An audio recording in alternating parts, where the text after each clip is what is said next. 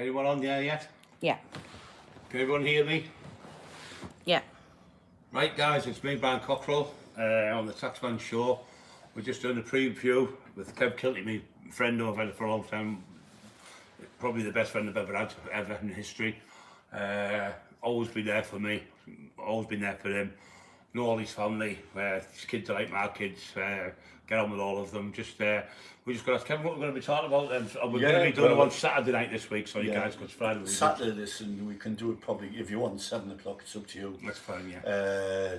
Yeah, Saturday, but last week and the week before when we were talking about different things, not so much got mixed up but didn't follow a story. Yeah. But the next few weeks we'll do something where we follow a story, and then I'll be having a lot of questions for you the week after. Yeah. But this one I was just going to finish off basically when I'd got out of prison, you know, and a bit shy and that suffering, and then I got a job as a lifeguard, and then I'm going to go on from being a lifeguard where I met one of my best friends, Denny Oil, and known him for many years, and Good lad, Denny, a lot of other lads around that time, Paul Owens, Mick Oban, George Price, my old friend. So I'm going to go through them in the early doorway. Like the 70s type of thing. Well, it's late 70s, early 80s. Yeah. So the early 80s is going to mention from the very first jobs, but in detail, incidents where we didn't mention incidents before. Right. Leading up to Bentley's, the Kirk, another great door lad. In fact, I think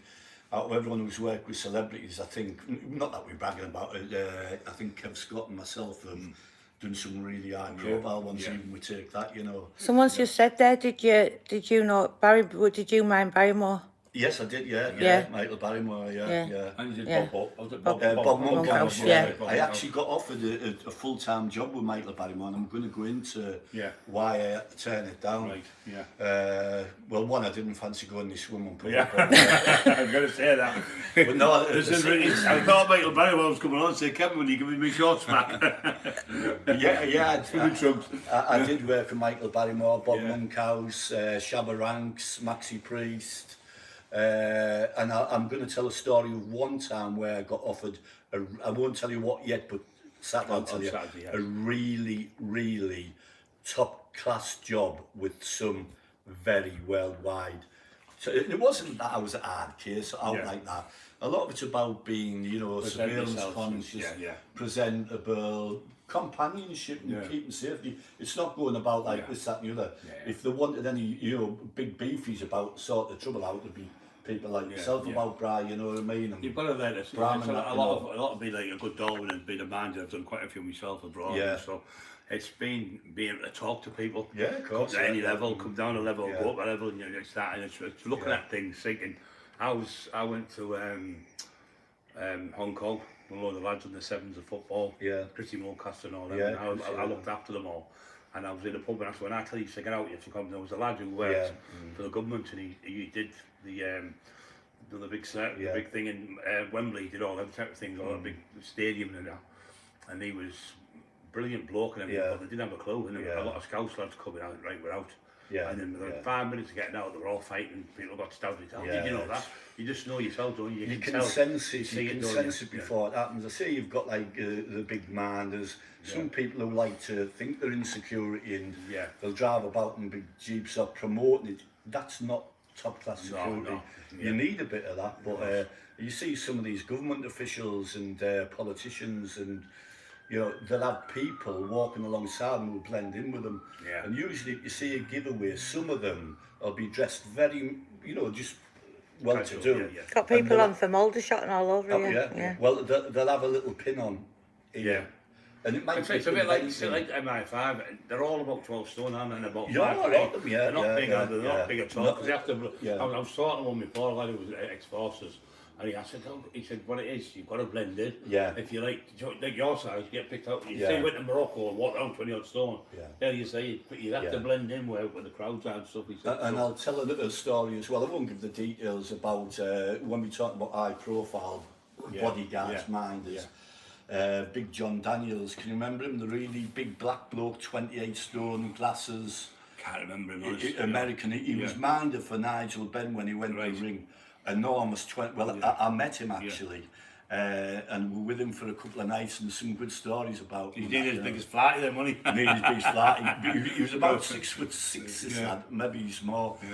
Enormous bloke. But then you've got like the bodyguards for celebrities who were, you know, Like Stallone and that, they're not big massive. no, let them just blend in with him. felt I the same. mean, I'm not sure whether I can mention it, but I'll check with him today or tomorrow.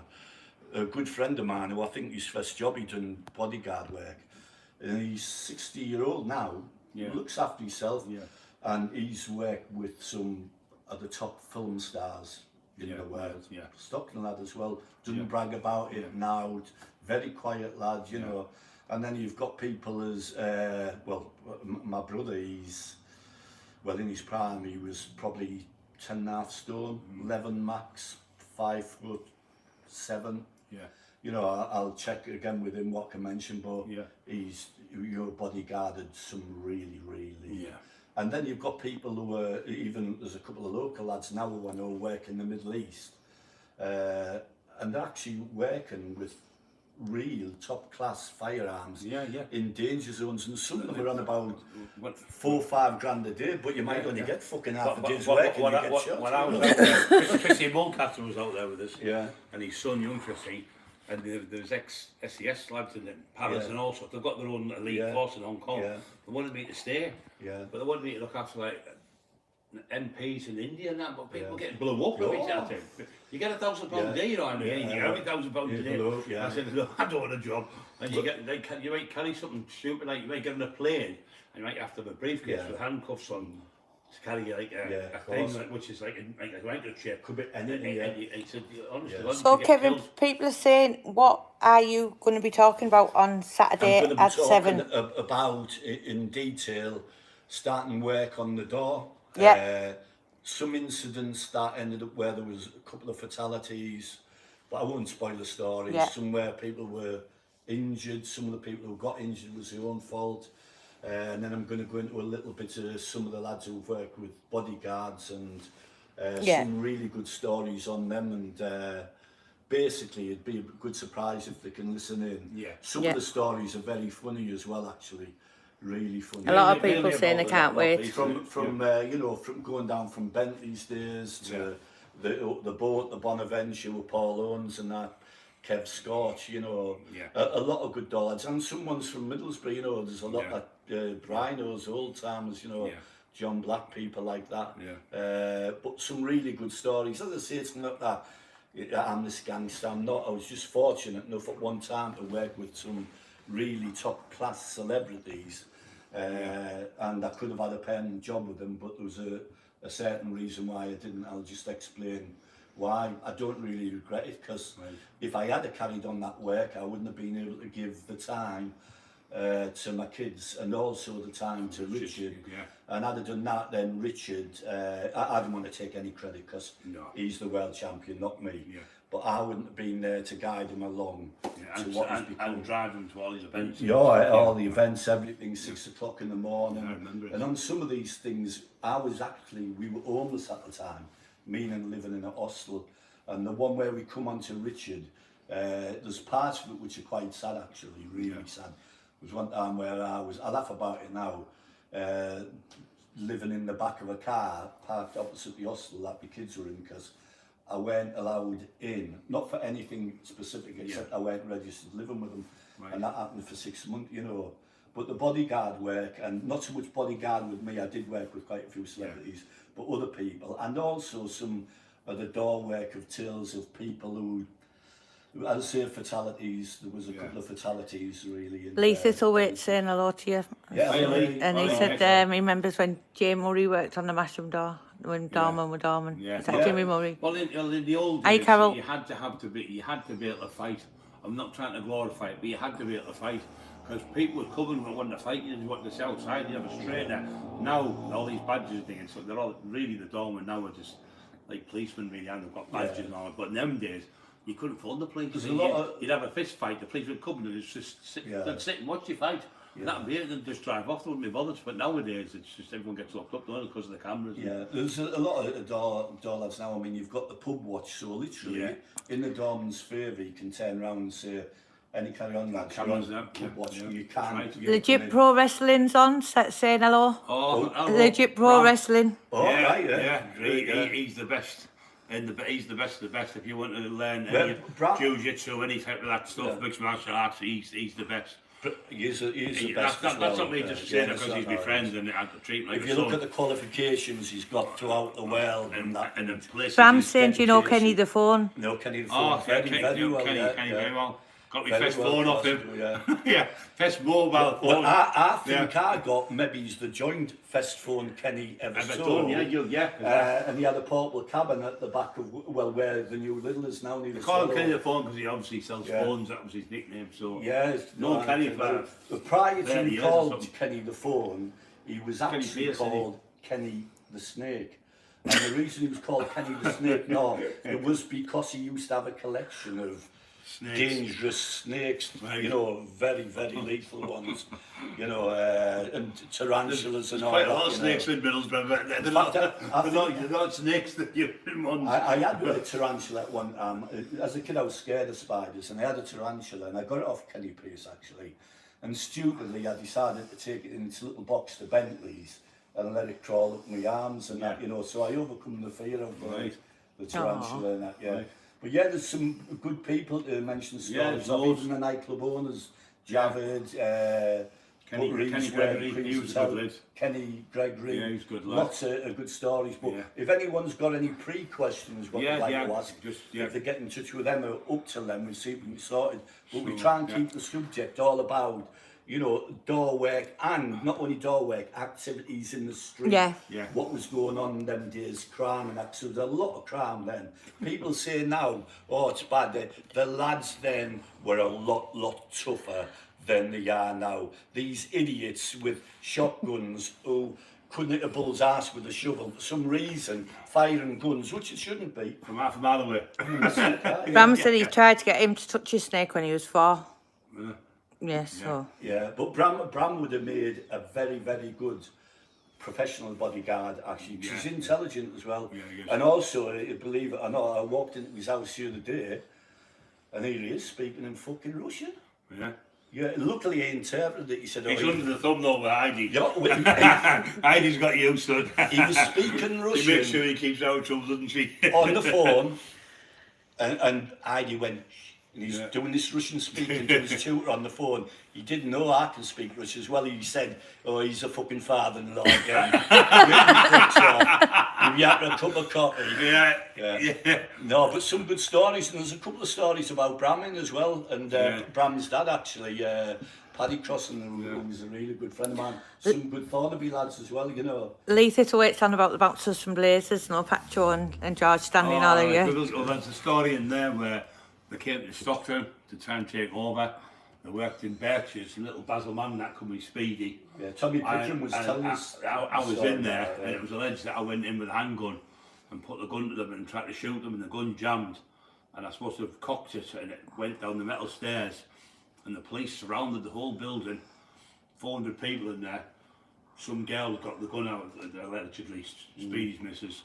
The cops arrested me and Speedy, kept us in the cells, and 400 people were interviewed, and everyone was on the cop said there must have been a lot of people fucking on the toilets. Everyone made us say I was on the toilet, no one said a word.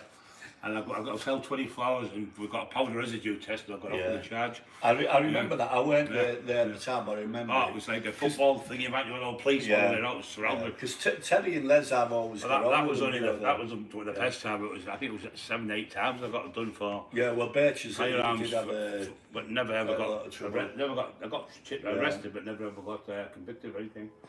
Yeah, there's some really good stories about the Stockton lads, Thornaby lads, Borough lads. You know, some I'll tell in detail, and some of them are very funny. I mean, I'll tell the story later about what we used to do to certain people who were working tickets, but they weren't really overly tough, but they were cheeky bastards. And we try and befriend them and just say, oh, do you want to come to a meal with us at the end of the night, you know? And we knew they were dickheads. We'd get them in the car and take them to Norton Duck Pond, and we'd have a trial. I'd be the prosecutor, Mickey Davies the judge, John Pugh would be the barrister. But the end outcome of it was they all guilty. They all went to the duck pond, and literally 4 of us would swing them And they'd go maybe 12 foot in the air, and when they crashed in the water, we'd all cheer, oh, and drive off screeching, you know. Mad, but some really good stories. Yeah, things like you couldn't get away with that nowadays with the cameras. No, you couldn't now. And but you know what? The thing is, when you did that, it sounds daft, but the justice what was like on the streets in the old days, people weren't getting tortured like they are now. No, they weren't. You wouldn't tolerate it. No, then, they wouldn't. People would find old people getting there. You go around talking around. Any tough guy who was in any council estate in them days would go and say, who's done that? And say some old woman would get robbed. Like I used to do it all the time. I'd get all the stuff back. I wouldn't tell the police, but I'd get all the stuff back and make sure that the perpetrator's got a good hiding. And that was better justice, I thought to myself. Even if you didn't know the person who'd been burgled or whatever, you'd have someone go around. The next minute it would be back straight away, you know. Yeah, it would be. When the door work certification came into place, when was that? It was 1993. I was one of the first door lads to go on it with Kev Scott, and we ended up giving advice to the people who done the security programme. But it was very strict to get on them then, you know, and I'd say at Macmillan's we had a really good team. Bentley's had a great team of door lads. The Mal had good door lads. The Mal had excellent door lads. Always Mark Johnson, Ali was a good lad. Quite a few, George McKenna. George McKenna from Article, really good lad. Yeah, there was some great lads, good door lads. There's a couple of them, there was one that passed away, what did they call the lad? Something like looking like dark, that he had stomach cancer. Can't remember. I'll get his name, but some good lads and that. One of the door lads from Macmillan's, Marty Mandible's mate. They were driving home in the car around the Kirk roads, had a crash, one of them died, you know. But yeah, some good stories. He got shot, Marty, didn't he? And the day he got shot, me and Brian Flight were driving my Jeep, and the police pulled me over. But just seemed it's because it's a big lad that was obviously another lad who shot him with the same type of build as me. But they pulled me over, and I was talking about 9mm and young Brian. I don't believe the conversation was around the place. Like, them 9mm, no, them Brownings keep jamming. You know, you're right there, big fat. They searched the car, but it wasn't us. It was somebody else who's done it. Everyone who got shot. Marty and Robbie, both good lads, and they both had a security firm, team security. They were very good friends at once, and had the door everywhere, you know, the Empire all over and that, you know. Latest away it said, sorry, okay, it went up to him, when was Brian there when Duffy had the Blazers bouncers lined up outside? By the time I came out, Duffy was taking the pee out of one of the bouncers' trainers. No, I wasn't there that night. I was there when he lined them all up at the shops up Park End way, and there was like 17 of them, all the Nivenses and all them. And he took all of them, he made them go in and get all the gyros and take the money off them. And I was embarrassed with it. I said, well, where are all the kids? He went, I know I'm going to spend it on drugs anyway, big fella. And he had them all lined up, take all the money off them. You're going now. You're not when we're going. And then he'd come out, then he'd go in, he'd come out, and just take all the money off them. Well, he found me those books and that. They just took all the money off them. Because they were calling him names, say they were in jail, each one of those he got. So he was one of them who, once he got something in his head, he wouldn't leave it, as he knew. Brian was the opposite, he'd give money away, you know. And I'll tell it, as I say, I'll blend into a few stories with Brian as well, because at the end of the door, you know, years work, when I was finishing off, Brian came on the scene. And then a few years after, I went back and worked at Macmillan's, you know, so I had a gap in between all, and then Brian was coming on to be, you know, well, power of strength everywhere. He was known and wanted to work on the door everywhere, the north, the east, down Manchester, everywhere wanted him, you know. Were you going to talk about when you were training as well, Kev? Yeah, I am, There's actually a few things, actually. You used to train with us at the gym, didn't you? Yeah. Michael, we should all jump in. I mean, I was on the back at years of it when I was training with Bri, but a couple of the claims to fame was, and my old friend George Price got me into this, when I was a lifeguard with Denny Oil, another great friend of mine. He used to get us to do parallel bar dips. I don't know whether people know what they are, what Brian Jacks was famous for. And when I first tried to do them, I could struggle to do one. And my old friend George took the piss out of me that much, that every time I went across from one swimming pool at Stockton to the old swimming pool, I'd go on the dip bars and try. Cut long story short, I got that good at them, I went into competitions. I won the Mr. England competition for parallel bar dips, broke the record. I'll tell you the details in it on Saturday. And I also, unofficially, in front of Bill Boyd, broke the world record of 109 dips in a minute. That's Brilliant. how good I got them. So that was Yeah. my speciality. Yeah. I never, Yeah. it never got beat. Legit Pro Wrestling said, what's your favourite song, Kevin? Oh, there's lots of them. In fact, I was going to mention them really. But one of my great songs is "Never Knew Love Like This Before." Oh, I like that one. Stephanie Mills, because it was the first one I posed to at when I bodybuilt, and I won. But I've got quite a few good songs that I Chain really Reaction like, was the one I did at the Mr. England in Yeah. 1986. Yeah.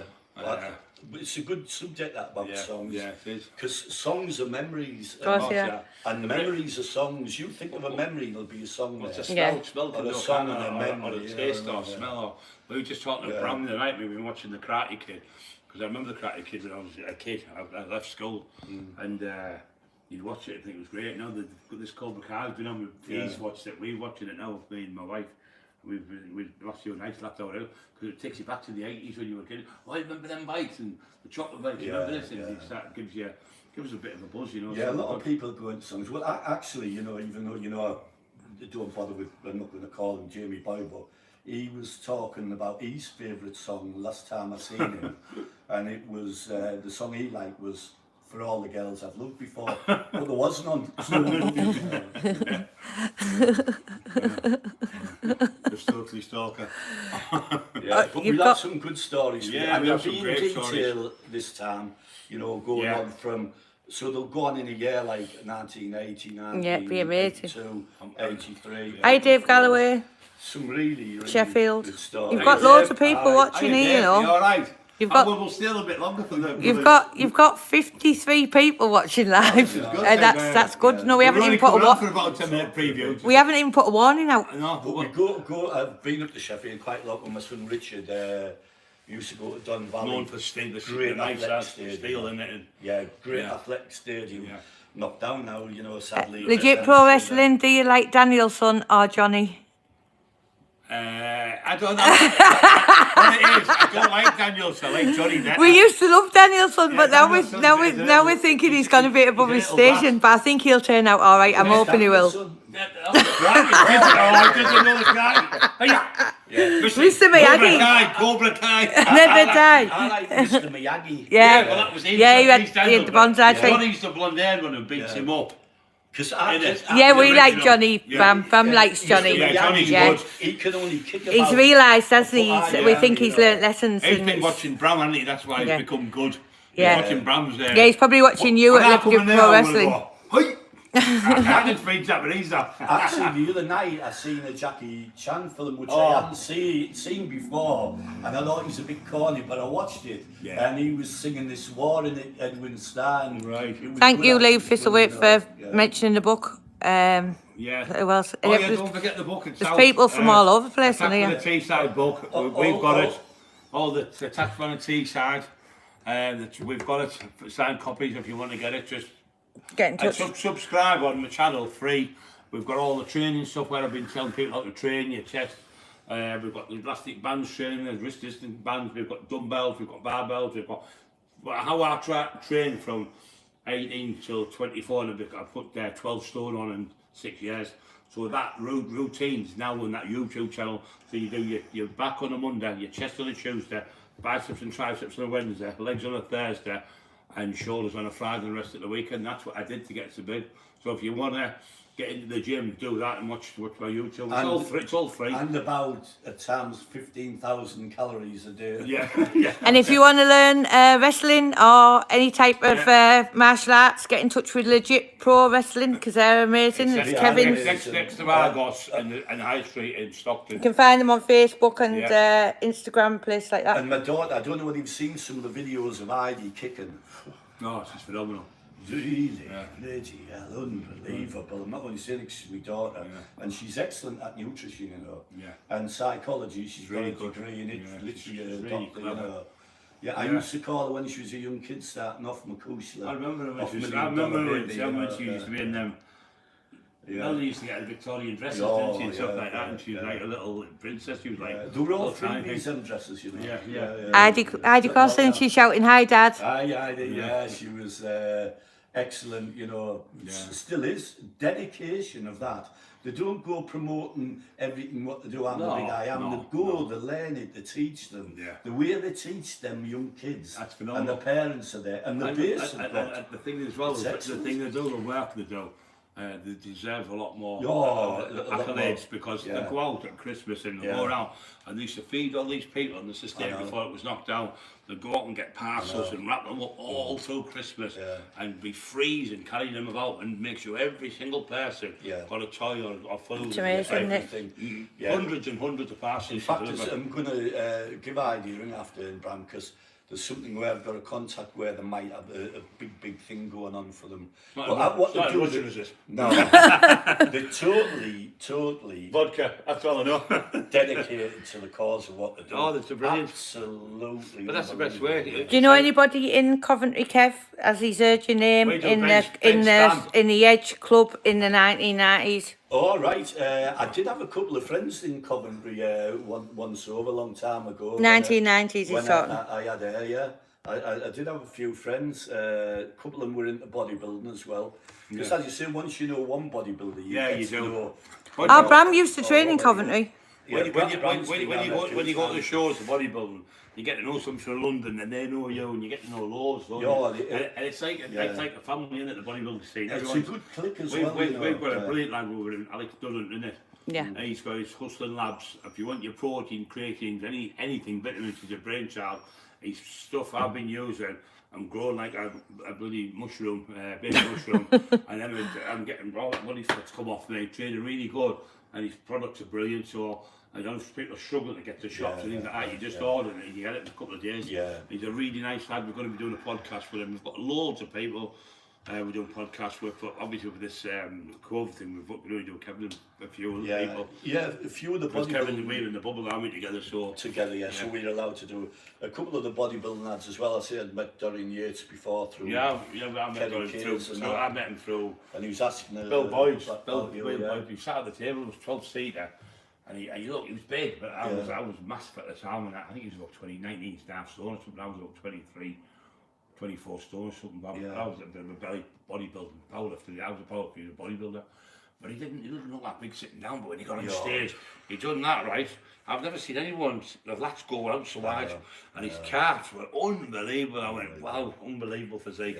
But he was a lovely, just quiet man. He's very quiet. Really nice, well spoken, and really nice, humble person, really intelligent. Did you know him, John Hodgson? No, I didn't know. John Hodgson, I think he come about third in the Olympia short class. But I can remember him when he'd been training about a year or so under the wing of Kerry Kayes. They're the ones who, Dorian Yates was the first of the mass monsters. They called him the Shadow because he came behind you, he was that big, he was huge. You've got people on from Kilmarnock saying they love listening to your stories. Bram said, where's the beef Bertle Fox? And the Bertle Fox one, what happened to Bertle Fox? Bertle Fox come to Redcar, as Emma knows, and he stayed for 2 weeks there. And Don Williams at the time had it was called the Olympia Gym, and it was probably the best gym in the country. He went to America and he found how good the gym was. What's the best gym in the country? The best gym in the country. We trained there, and Fox come for 2 weeks, and it was an honour to train with him. I actually trained with him a few times, and it was monstrous. Biceps were unreal.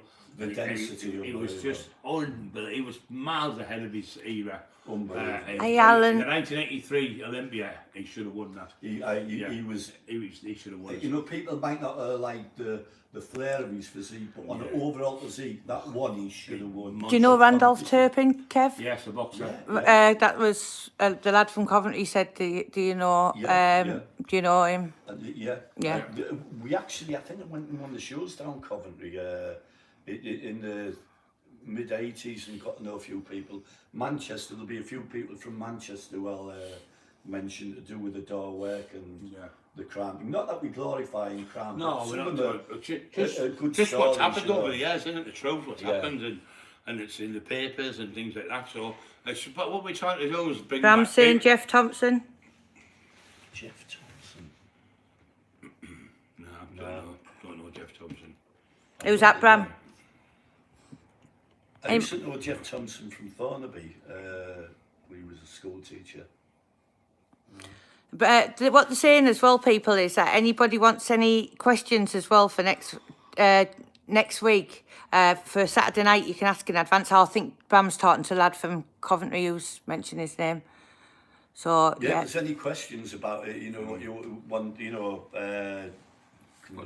Frank Richards. at 7 o'clock maybe. 7 o'clock. Frank Richards. Ring a bell to you? Oh, Yeah, Frank Richards, Richards, yeah. From Wigan, bodybuilding. Oh, yeah, Was a tight circle back then. He gave me my first trophy as 17-year-old. Excellent, yeah.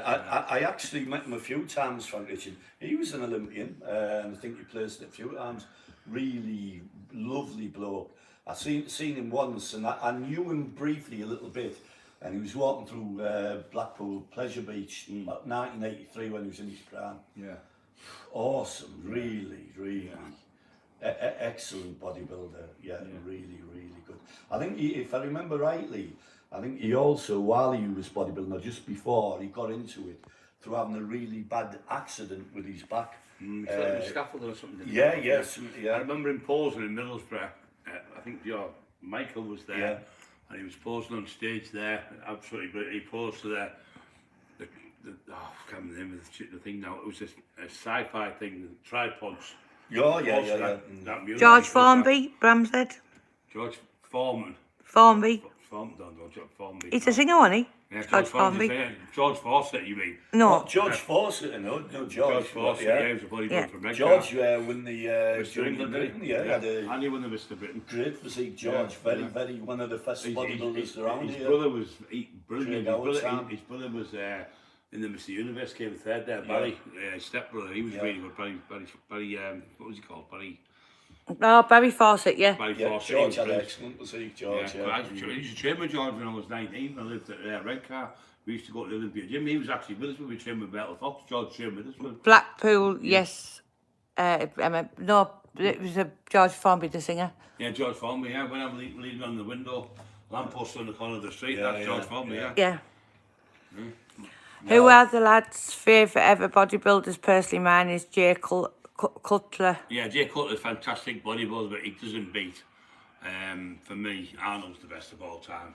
You've got to look at Arnold, yeah. I mean, the way they changed in different ways. I mean, for looking at the physique, a couple of my favourite bodybuilders ever, one of them I got to know quite well was Brian Buchanan. It's a 26-inch waist, yeah. Very intelligent really lad. Nice lad. Yeah, really very nice intelligent lad. Yeah. Bam said he sang about training as well.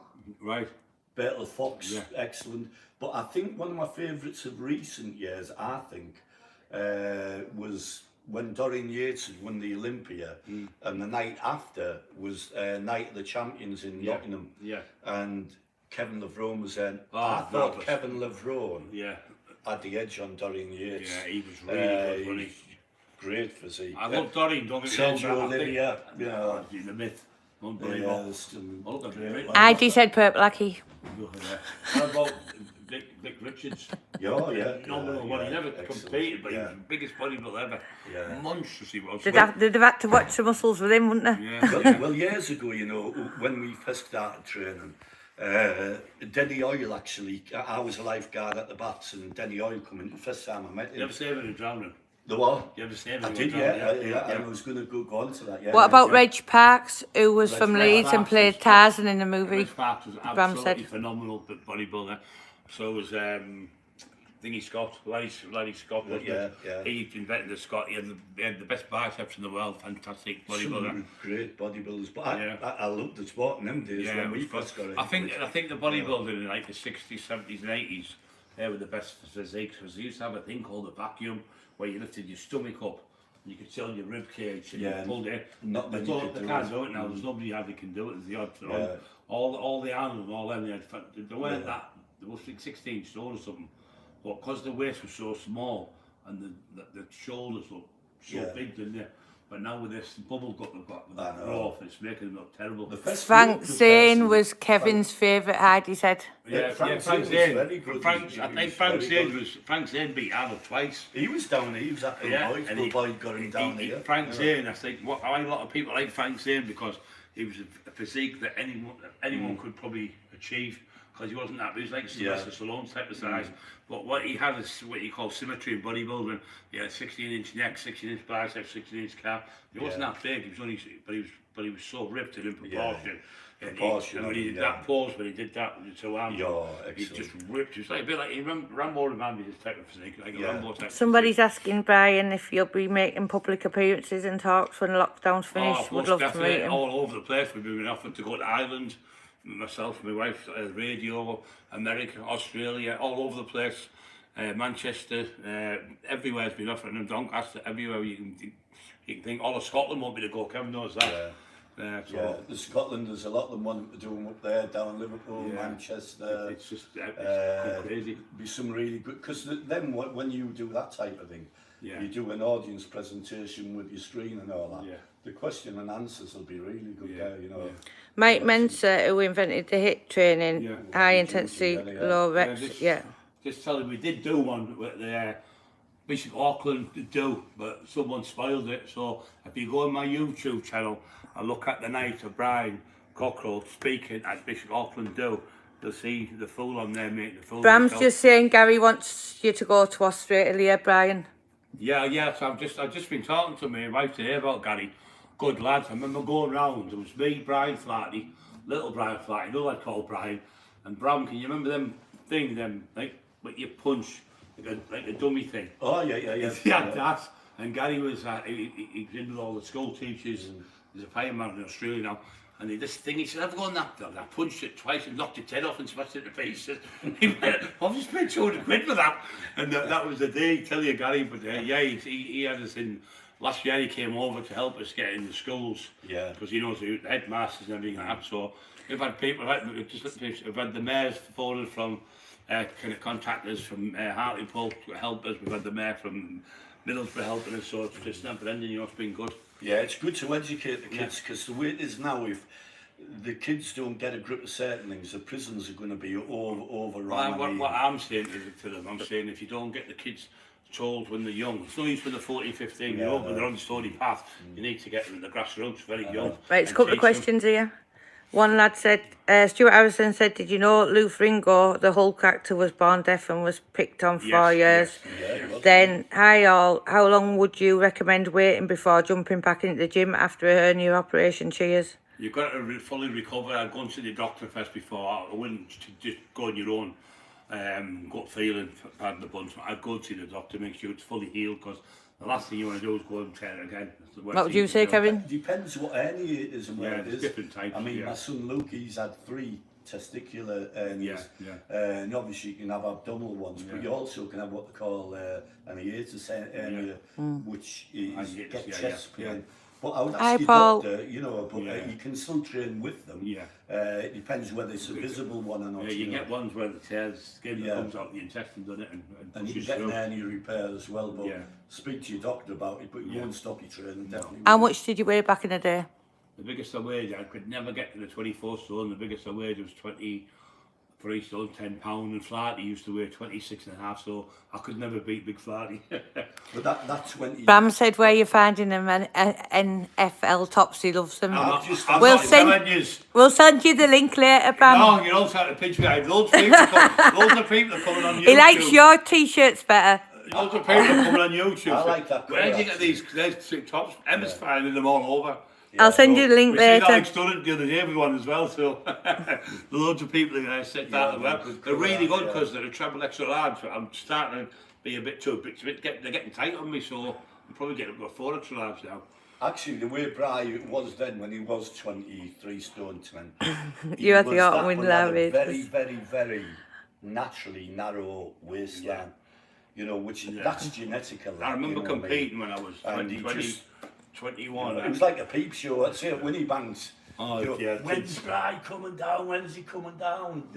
He'd be down in half an hour and to just be annoyed. Richard would have all the kids on the front and all be sitting. No, it was... Hey, Mr. you're the best fighter. Not only that... They used to come over, didn't they, with a little piece of paper, let me sign the papers for me to be my signature before I'd done anything. Someone's asked if you and Lee Duffy ever trained together. Yeah, we trained at Mower's gym, and he benched £300 for 1 rep, and I did it for 20 odd reps. and he was fascinated, and I trained him, and I can prove this with That would have been a good Paul bench for him, Epstein and because- Craig Allen was there, and I benched 6 plates each end on the Smith machine, and I got 6 reps, and Paul Epstein was like unbelievable, he said, and Lee Duffy come away with, I've seen it and I don't believe it, and that Craig was there, wasn't there? Carol's online, so we'll say to Carol, Lee's, Hiya Carol, Lee's that's Lee's partner. ex-partner, a lovely lady. Craig Howard, he helped me a lot for my first show actually when I got into bodybuilding. He's probably the And he knowledgeable was, person. he was like a superstar, you know, Yeah, he he was was. a universe contestant, Yeah. you know.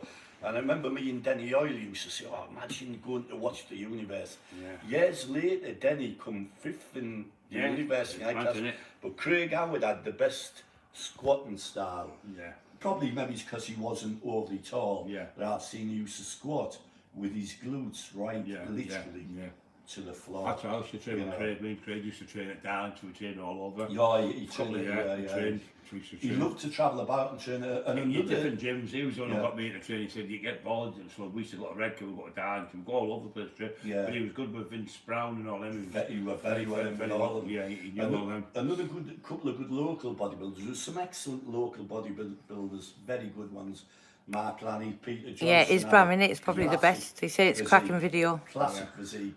But one of my favourite bodybuilders round the North East, I mean, Denny Oil, Eddie Ellenwood, all them for their heights. Now, Eddie, magnificent, Yeah, best ever, can't beat ever. that. No, it's can't But beat him. on them early days, one of the ones who I really liked very much was just because of his boulder shoulders was a big lad called Andy Webb. Can you remember him? I remember Andy very Webb, well. He used yeah, to train with Bill Graham's. He used to be Graham's friend. And I tell you, there was another brilliant bodybuilder. He used to come to shows, you know how everyone come to shows all tanned up with I remember tracks. the young lad who died. Denim's on, It denim was, jacket. he was only 18 and he won everything. Yeah. He was only 18 from Newcastle. He died of the not enough water in his body on stage. On stage, With the junior Andy Hornby. Andy Hornby. He He would have been excellent physique. He would have been the next Arnold. He was brilliant. Andy Hornby, if anyone's got any old photos of him, you can see him, phenomenal. his physique. was- I've seen him 4 times in Perfect. and he Newcastle where, and he's Big, waist was smart like that. lad. He's always laughing, good Healthy looking, skin. and he Sadly, won the competition died on and he stage, died yeah. on stage. And it's terrible, wasn't it? And I think a lot of it, when we go into bodybuilding on about, even though I don't train now, I study quite a lot about nutrition, athletics, and I learned a hell of a lot through the athletics with nutrition. You know, Richard studied all over Loughborough University, Brunel, with some of the best doctors and scientists there is. And I think a lot of these deaths on stage, a lot of them were to do with total dehydration, depletion of the water from the muscles. T5, what they call them, they're taking them And eventually it take the water out your heart even. Yeah, kills you. Bram said, did you know Andy Winder? Yeah, I knew Andy Winder very well. I went to Tenerife when I was 19. George Fawcett came after me. We went out there. He used to spar with Nigel Benn. We went to Tenerife and with Palmer run all there, £380 million with a property developer. He done that and we did timeshares and I stayed out there 2 weeks in Tenerife with Andy Winder and his mate, was it George? Was it not George? His mate, he got kidnapped from over there, he's from Darlington. But he actually got shot over there underneath Andy. Well, Andy got killed over there, but I knew Andy very, very, very well. The first person to get Craig to know him was Craig Howard. Craig Howard, And Craig introduced us to him in 1983, and me and Andy Winder and Ray Ridgway used to work on the door at Harvey's on Bridge Road opposite Tom Sheraton now. And Andy used to just work in a baseball cap. And he was a big, strong, tough lad, but in some ways you wouldn't think it because he was that polite and smart and all that. He came across as one of these big American kids and that, you know. Nigel Benn. Yeah, and he was a tough lad. I mean, you know, the stories of what happened over there. You know. Bram saying, what are your top 5 favourite supplements and favourite pre-workout meals? I'll let Brian answer that. My chicken I like. Spaghetti bolognese off my wife. I like to have a milkshake about an hour and a half before I train with a scoop of porridge, creatine, glutamine, and I have that. And then straight after training I'll have a fresh 250 ml of fresh orange juice, put the glycogen back in the liver. I'll have half a banana and I'll have another 50 grams of protein and glutamine and creatine again. So it is with all the things. It's like you've just said, everything's to do with science now. It's all science. That's why the biggest. Bram said, "Did you know Turkish Kamal?" No, I know Turkish delight. After the athletics train, going on about the nutrition side, when we get into that, 'cause there's some really in-depth topics on that, the nutrition, medicine, and that. And that's why the people now have hammered it even in athletics. Like Richie was talking. He said it's because it's nutrition. See, training's only 10%. Someone's saying, how did Craig Howard die? He died of a heart attack in caravan. Was it steroid abuse? No, you can't really say that, can you? It's hard for anyone except someone who does an autopsy to say that. Yeah. Because if you would say steroid abuse, I'll give you an example. If it was a case of steroid abuse, how many people who have took steroids without naming them, not calling them, who are now living and look great at 73, 74, 75, 80 years old. So I think that a lot of it can be Thanks, Lee Thistlethwaite, for answering that. I mean, you've got to remember when someone dies of a heart attack, and we go on to this in the nutrition side. Bram said, were the supplements stronger in the 20s, in the 80s, sorry, 20s? I wouldn't say they were strong. I just said they were proper. In these days, they're fake. Someone said, sorry for asking that question about what's he called? Craig Howard. Craig Howard, No, that's okay. No, but what it was is he died of a heart attack. That was it. There's no other thing. That was what he had. Craig had it as well. I mean, and his girlfriend Rachel. I know Rachel really well. She was in a group and things like that, and she talks so pleasant and posh. Yeah. She would be like Audrey Epstein on a movie screen. And a very good listener. And that she was there sadly at the time. I knew Rachel. Tyson Fury, Anthony Joshua, Bram said. 100% Tyson Fury, if he keeps himself right, and I think he will, the Gypsy King, because he is a Christian and we love him. And come on, Tyson, you can do it. I think he's no disrespect to AJ. I think he's a nice lad. I just don't like the comments. I think it's very awkward to fight with him being that big, and I think really he got good. Into Klitschko's head that time, didn't he? Yeah. He's really good at that, and I think for popularity-wise now, Tyson Fury's became very, very popular. But he is really, really good. I think the greatest of all time was the heavyweights when Fraser, Foreman, and them brutal fights. My favourite, even Bugner, people like that, Does Brian know Paul Ashton from Gateshead? Oh yeah, I knew Paul Ashton. I was in jail with Paul Ashton, and I was carrying 100 kilos on a barbell, and he went, Jesus Christ. He said, I can't even bench that in man careless, and then if he asks actually, he'll tell you. Friends have put monkey lines, good friends. So. Knew Paul well, I was in jail with him a few times. So you've got everybody looking forward to a Saturday night, 7 o'clock. All back what we're saying now. Yeah, it's like a throwback what we're talking about the old days. Going back when we do the medicine one or nutrition one, that I'd like people to ask some questions and I'd answer that. Anyone who's struggling with anything. No one knows what no one knows. I mean, I walk down the street, I might see someone, I don't know he's an expert at medicine or nutrition, or he's a chemist, or he's this. I mean, Bram, if he's just sat having a meal, people you would suspect, he's something. You would know he's an expert in martial arts, travelled the world, all over. Yeah. Luckily, through having a lot of time on my hands, in prison I started studying vitamins. Vitamins. Then medicine. Yeah. And I must have 5,000 books, and I don't want to make money out of it, but I know a fair whack about it. I'm saying, was Mickey Theo a fighting man or a bodybuilder? I think John Fury would have beat him with these. Do you agree with that? I think so, because I think Mickey Theo was more into bodybuilding than anything myself. I can't answer it because I've never seen any of them fighting, but Mickey Theo was literally a bodybuilder. Yeah, he was Lenny McLean's right-hand man at one time. Big, strong lad. But maybe that was because he's a big, strong lad. But I would say John, this is to both of you. What's the worst injuries I've ever had off bodybuilding? Mine is my tricep completely tore off me, and the injury I've got now, where I've got 5 vertebrae I've got to get out, half my back taken out, and a bone graft. What's yours, Kevin? Long-term injuries, I would say, low back problems with not warming up. We never used to warm up stupidly.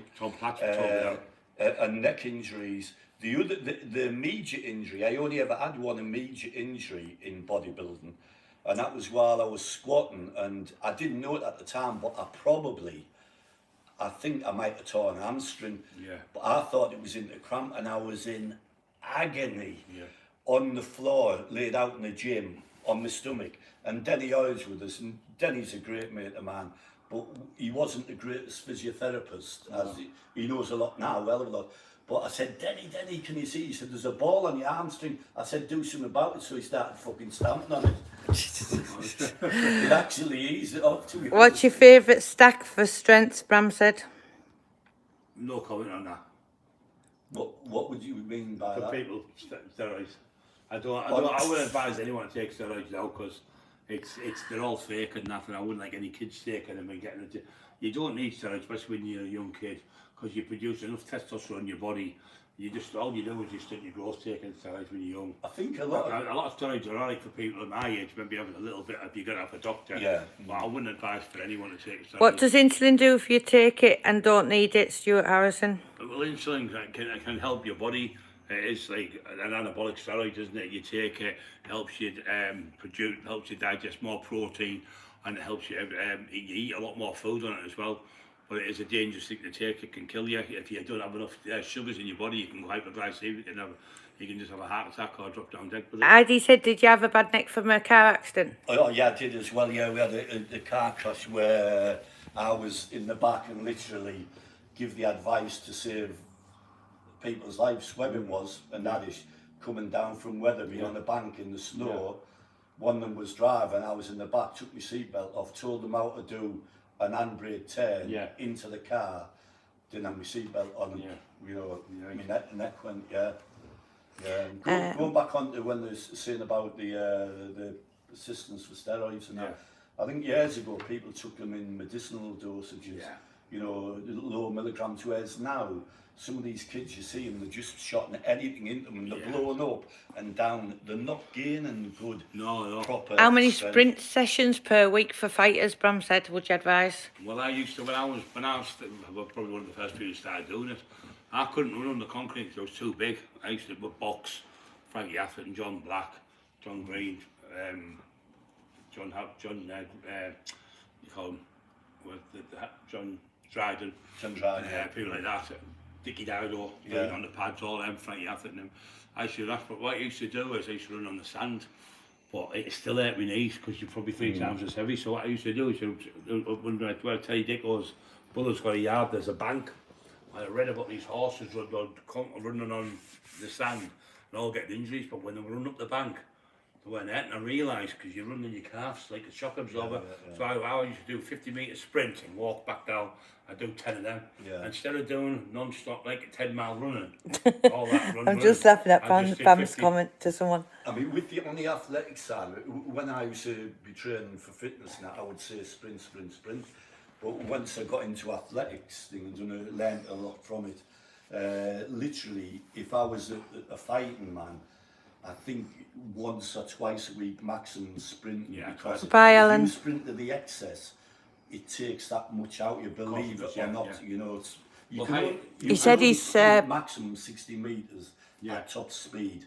It's a maximum around then. So these people who say they run 10 mile and then sprint, they won't. Okay, David. See you later, Alan. I think you better do short sprints. Short sprints, hill sprints. Short hill sprints are excellent. And it depends what you put into it. You can look as if you're putting everything into it, but only yourself will know if you're putting everything into it. I used to run I was a boxer, I was 13 stone, I was 23.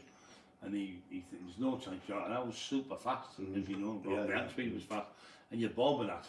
You try to enhance it, but you're either bombing it, you're not bombing it. Some people have got it, and some people have got that. Well, Duffy had that speed when he could hit you. And he had natural power off his punches, so he's really good.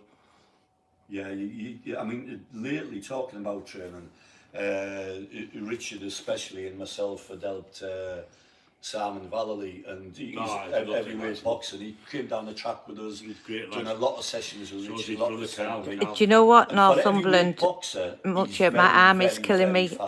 It's absolutely killing me. No, it's all right. You can carry on. It's been an hour. As long as I've ever done. We'll leave it there. No, then. you can still leave it there because we'll keep the story for just to say Saturday. 7 o'clock Saturday. Yeah. 7 o'clock Saturday. That'll be doing. Right, so you're definitely going to be there, Kev. Yeah, 7 o'clock Saturday. Yeah. Remember, guys, he said it, so it's him, not us. Ask any pre-questions if you want to Brian's YouTube channel underneath this video. And it's free to subscribe. And thank you very much, everyone. Thank you guys for everyone watching, and thanks for all the questions, and I hope we had a good time there. Thank you. Yeah. Thank you. God bless all. Right, brilliant. Thank you. Whatever. Right.